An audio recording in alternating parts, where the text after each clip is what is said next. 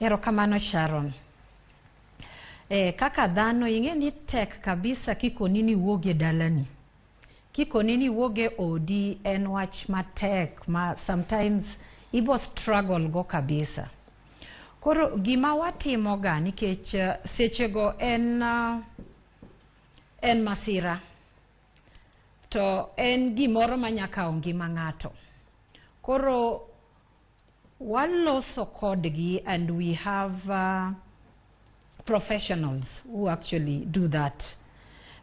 Kaka owach maber no ni itimo mapping mokwongo.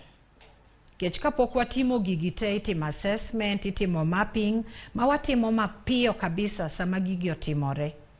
Kaito wa make those decisions. Koro mondo wagolgi, wakonyogi nikech ka ji obiro through a multi-agency approach, nitie gik mopogore mag dwaro ng'ato, to dwaro ji odwa pogore. Koro mago nyaka wang'i. Kech nitie joma nyaka wakony gi golo gik man kanyo, moko piyo donje odgi,